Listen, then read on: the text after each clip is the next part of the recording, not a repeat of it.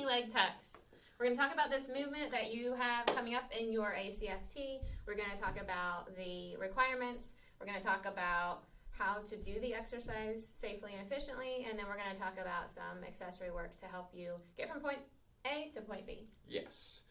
It's important to build the right amount of strength and understand how the mechanism of the exercise work. Yep. So we're going to show it first. Yep. Okay, so I'm sure that you've seen it already, but this is what the exercise looks like.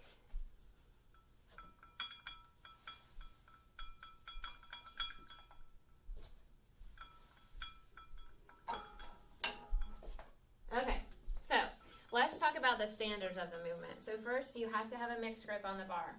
Yes, dominant hand more near your face, near your body. This will help you to express more strength because you keep the dominant bicep and the dominant lats near your body. Yep. It's more efficient. Yep. So after you've got your grip on the bar, your feet need to come off the ground. You can bend your knees, but you may not touch the ground with your feet before you start the movement. So you have to be fully extended and locked out at the elbows and the shoulders before you begin. Yeah. Remember, feet not crossed. They have to be parallel to the floor. Yep. When we begin the movement, it's really important the bicep and lat activation, even more the lat activation. Begin to feel how you want to make shorter the distance between you and the bar. It's the first intention, the one that will activate your lats. And be sure that your core is really tight. So this time, you don't currently have to bend to 90 degrees any longer for the current standard. Who knows if that will change. However, you do have to show a bend in your elbow before you start the movement, or as you start the movement. Yes, it's not required a complete elbow flexion like in a pull-up, but there must be a partial activation of the biceps. So it's required something around, let's say, a 45 degrees angle for the bicep to be sure 100% that the rep count. Yep. So once you have your grip on the bar, your feet are off the floor, fully extended. You engage the lats and the biceps enough to be able to lean back slightly, engage the core, and then the knees will come up, touch the elbows, and then you must control all the way back down. So you can't flop down. You have to control to full extension. Do not let your feet touch the ground or that rep won't count. Good? Yeah.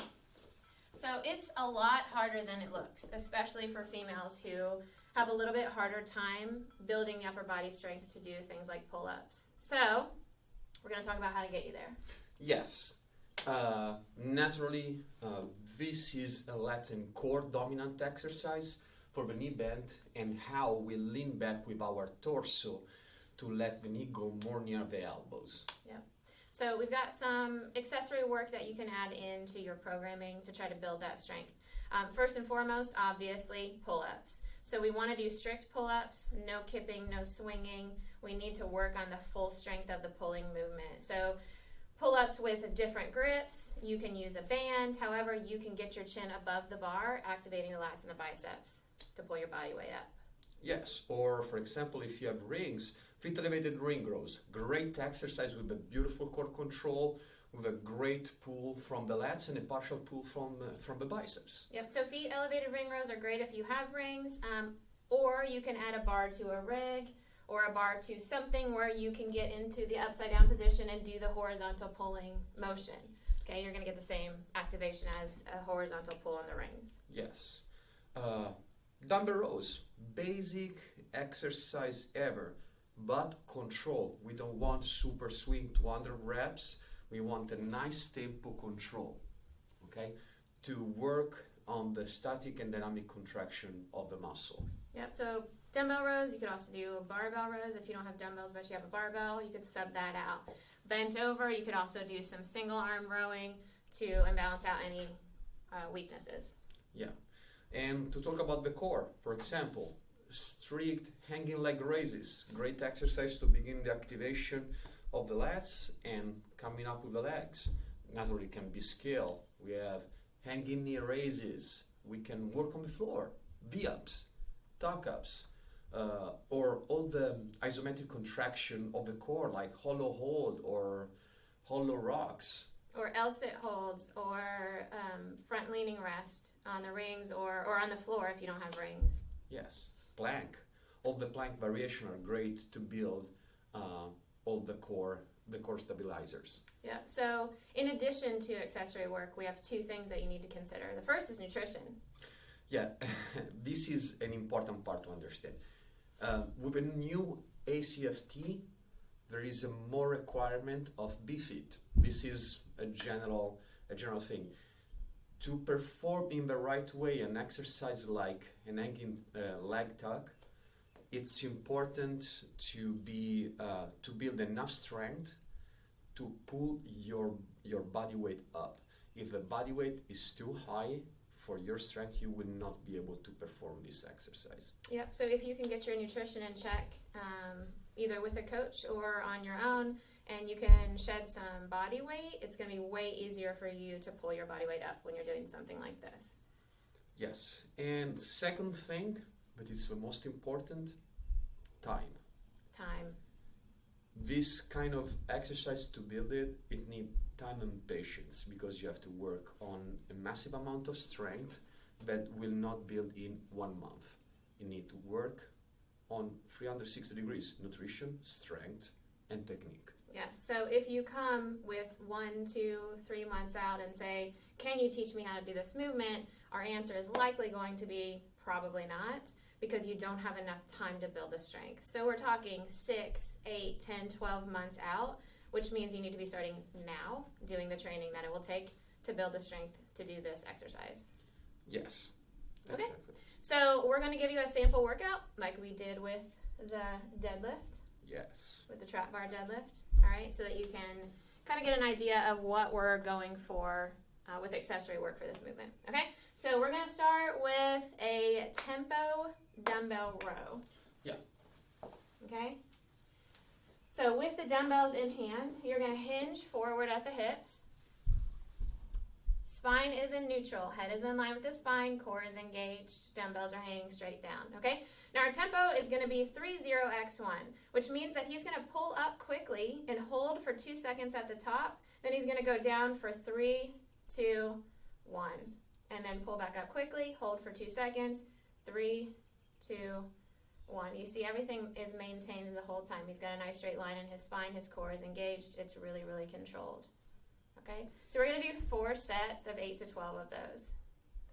After you finish your very first set, go ahead and stand up. And we're going to go right into a hanging leg raise with no rest in between. So we're going to superset the movement.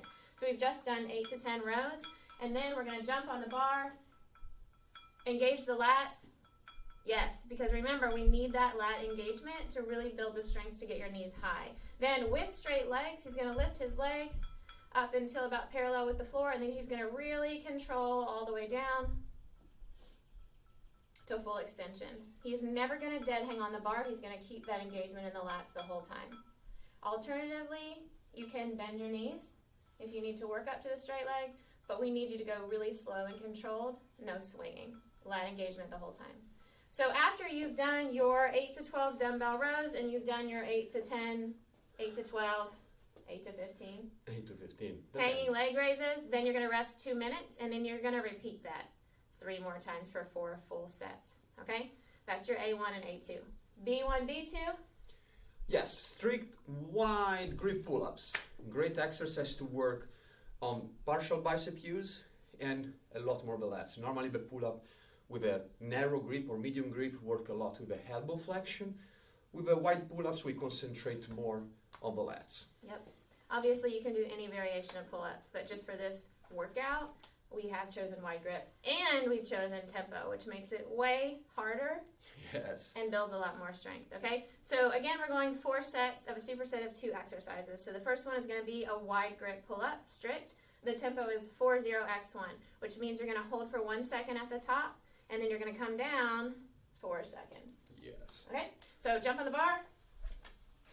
Wide grip just means a little bit outside of your regular grip, a little bit outside of your shoulders, wider than normal, okay? So full extension at the bottom, then he's going to pull himself up, hold for 1 second at the top, and then 4, 3, 2, 1 to full extension, right back up. Hold, 4, 3, 2, 1. Good. Okay? So we're going to go 4 sets of max reps unbroken. Now again, this is a really challenging exercise, especially because of the tempo. So if you need to, grab a band and put it on the bar that you're using for pull-ups. That's going to help you. Okay, so we're going for max reps. After you've done 1 set of max reps, you're going to jump right on the ground. And we're doing 1 set of 15 to 20 V-ups. Okay? So when you're doing the V-up exercise, we want arms and legs in a nice straight line. Arms up over your head. That's your start position. Then when you engage the core, you're going to try to do a fast sit-up, and your toes and your fingers are going to meet in the middle at the top of the exercise. Okay? Control back down. Good. Alternatively, you can bend your knees and do tuck-ups. It's the exact same movement, but instead of the straight legs, your knees are going to bend in towards your chest, and then you're going to extend long on the ground. Okay? Good. So after you've done 1 set of max reps, wide grip pull-ups with the tempo, you're going to jump on the ground right into your V-ups. When you do 15 to 20 V-ups, then you rest for 2 minutes. Repeat 3 more rounds, and that's B1 and B2. Yes. Remember, those are fairly advanced exercise. If you need any help to scale your exercise or to build a program that is tailored on you, just shoot us a message. Yep. Specific programming is going to get you specific results. That's what we're going for, especially with something like this. So shoot us an email, CrossFitErgon2017@gmail.com. Give us a call. Look us up, CrossFitErgon.com. Yeah, maximize your result. See ya. Bye.